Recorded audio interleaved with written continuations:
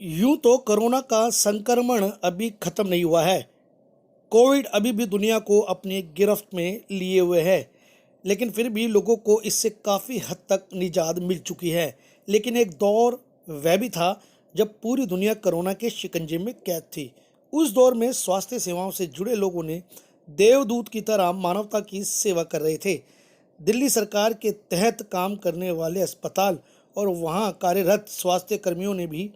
अपने घर परिवार को भूलकर दिन रात कोरोना के मरीजों की सेवा की। इन्हीं देवदूत में से एक थे दिल्ली के जीबीटीबी अस्पताल के पूर्व चिकित्सा निदेशक डॉक्टर आर.एस. रोतेला, जिन्होंने खुद शारीरिक रूप से असक्षम होते हुए अपने चिकित्सक पुत्र और पुत्री के साथ दिन रात मरीजों की सेवा की। जब मैं मेडिकल डायरेक्टर अपॉइंट हुआ 27 जून 2020 को,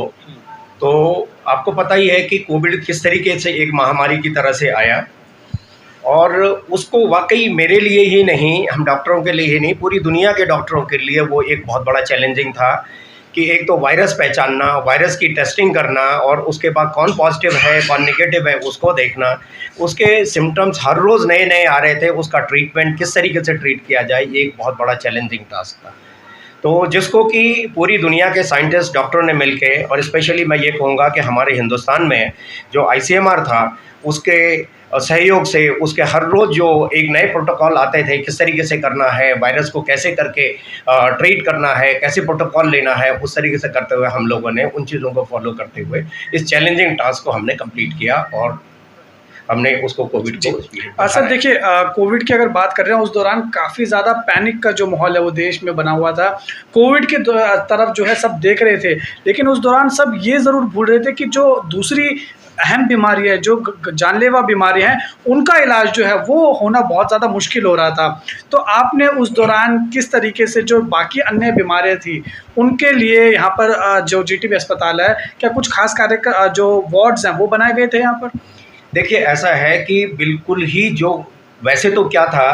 कि कोविड पीरियड में लॉकडाउन की वजह से लेके क्या था कि पब्लिक शायद जो है कि बाहर नहीं निकल पा रही थी, जो कि हिंदुस्तान में सबसे ज़्यादा जो मुझे लगता है कि अस्पतालों में पेशेंट आता है वो आता है, एक या तो आता है ट्रॉमा वो, और या दूसरा आता है कि छोटी मोटी बुखार हो गया, ये हो गया, वायरल हो गया, ये हो गया, इस तरीके की बीमारियां ज़्यादा होती हैं जिसकी वजह से मेडिसिन का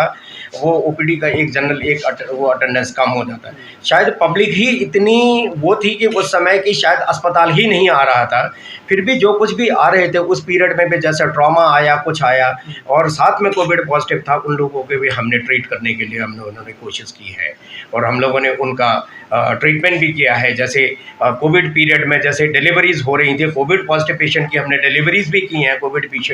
पेशेंट में, और क्या कहते हैं कोविड को मैनेज भी किया है, और कोविड में जो बच्चे हो गए उनको भी देखा है, और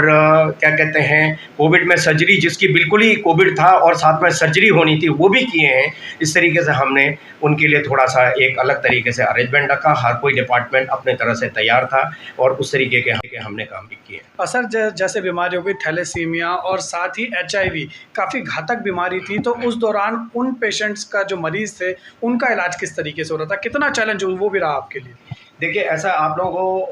लोग अवेयर होंगे कि थैलेसीमिया एक तरीके की ब्लड का डिसऑर्डर है और ज़्यादातर उसमें छोटे बच्चे इफ़ेक्टेड रहते हैं, बचपन से ही इफ़ेक्टेड रहते हैं। और इस पीरियड में जो है आपको ये पता है होता है कि उनका ब्लड जो है ट्रांसफ्यूज़न जो है वीकली बहुत ज़रूरी होता है, और अगर वो ना करते उस पीरियड में, क्योंकि कोई भी हॉस्पिटल ऐसे पेशेंट को ले रहा था, नहीं ले रहा था, मुझे ये पता नहीं है, बट ये कि जो हमारे यहाँ ऑलरेडी जो ट्रीटमेंट जिन बच्चों का चल रहा था थैलेसीमिया का और इस तरीके के बीमारियों का, इसके लिए मैं स्पेशली कहूँगा कि थैलेसीमिया के लिए और हीमोफीलिया के लिए हमने जो जीटीबी हॉस्पिटल के बगल में एक कैंसर हॉस्पिटल है, वहाँ पर उनसे रिक्वेस्ट करके, क्योंकि वो नॉन कोविड हॉस्पिटल था उस समय, तो उनको वहाँ रिक्वेस्ट करके हमने वहाँ पर एक छोटा सा सेंटर इस्टेब्लिश किया। जो थैलेसीमिया के यहाँ पर जो इंचार्ज हैं, मैं ये कहूँगा कि डॉक्टर क्या कहते हैं सुनील गंबर, उन्होंने बड़ा उसमें योगदान दिया और उन्होंने क्या कहते हैं उधर थैलेसीमिया का सेंटर चलाया और थैलेसीमिया का हमने ट्रीटमेंट, ब्लड ट्रांसफ्यूजन और इस तरीके की ट्रीटमेंट को हमने कंटिन्यू रखा है। रहा सवाल आपने दूसरा पूछा कि एचआईवी, HIV के मरीजों को भी कंटिन्यूसली एंटीवायरल रेट्रोवायरल थेरेपी चाहिए, और इसके लिए भी हमने अलग से इंतज़ाम कर रखा था कि एंटी रेट्रोवायरल थेरेपी क्लिनिक हमारी एक सेपरेट टेस्ट करके एक आइसोलेटेड एरिया में हमने उनको भी फैसिलिटी दी थी। उनका ट्रीटमेंट भी इस पीरियड में कंटिन्यू रखा, क्योंकि ये इस और तीसरी बीमारी और कहेंगे जिनको कि ट्यूबरक्लोसिस कहते हैं, जो नेशनल प्रोग्राम है, ट्यूबरक्लोसिस की दवाइयों के अनइंटरप्टेड ट्रीटमेंट चाहिए होता है। तो उसके लिए भी हमने जो हमारा डॉट सेंटर था उसमें आइसोलेटेड माहौल में, बड़ा सेफ माहौल में उन लोगों को हमने ट्रीटमेंट दिया, क्योंकि ये चीज़ें ये साथ में कोविड तो जो चल रहा था, डेडिकेटेड कोविड के साथ में इन चीज़ों को मैनेज करना, जो कि हमारी ऑलरेडी मैं ये समझता हूँ कि जो हमारे पास हमारे रजिस्टर्ड पेशेंट थे वो जिम्मेदारी हमारी थी, तो उसको हमने कंटिन्यू रखा। और ये सहयोग हमारे पूरा डिपार्टमेंट और ये उनका सहयोग रहा है डिपार्टमेंट्स का, जो इसको मैनेज करते हैं। साथ में हमने एक और फैसिलिटी रखी थी जो कि साइकेट्रिक हेल्प, साइकेट्रिक काउंसिल। इसमें हो सकता है कि पेशेंट, क्योंकि इस तरीके से जो एक पेंडेमिक था, तो उसमें पेशेंट को साइकोलॉजिकल ट्रॉमा थोड़ा बहुत हो रहा था, तो हम आगे बचेंगे नहीं बचेंगे क्या होगा, इस तरीके की काउंसलिंग के लिए, हेल्प के लिए हमारे साइकेट्री डिपार्टमेंट ने बहुत मदद की। साइकेट्री डिपार्टमेंट में ये कहूँगा कि एक डॉक्टर श्रुति श्रीवास्तव है, वो बेचारी रात दिन लगे थे। इवन उसने जो है पेशेंट के रिश्तेदारों के भी शायद फ़ोन में काउंसलिंग की है।